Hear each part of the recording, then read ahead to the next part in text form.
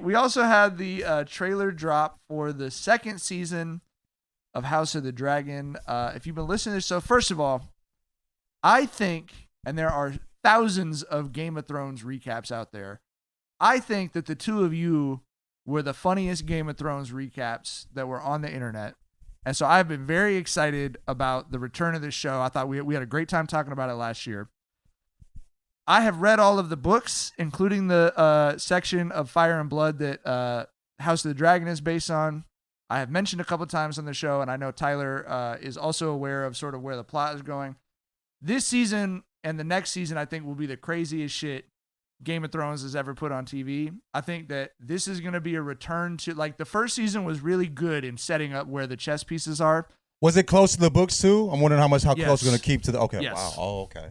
Seasons 2 and 3, I think, will be a true return to the height of Game of Thrones craziness. George R.R. Martin just did a tour of the sets.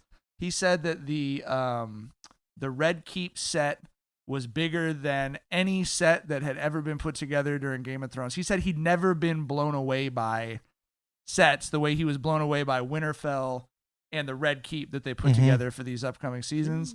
I'm not going to say we will always be a spoiler-free podcast till we get to the episode recaps next year when the show's coming out or whatever.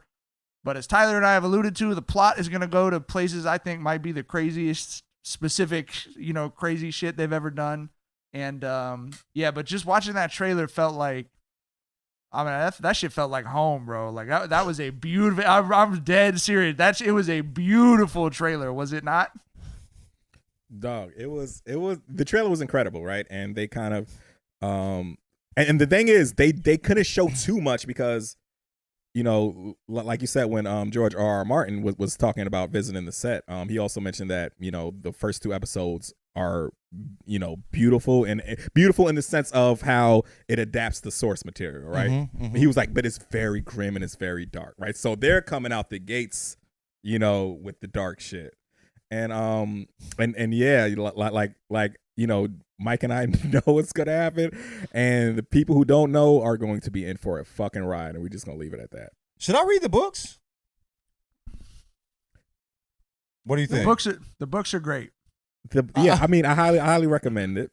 But also I would say that I am kind of envious of the people who are going to watch and not know. Tyler, you read the books? Mm-hmm. Yeah. Okay. He said, "Yeah, I got it." He read the book he read the book that these are basically the Fire and Blood. Yep. Okay.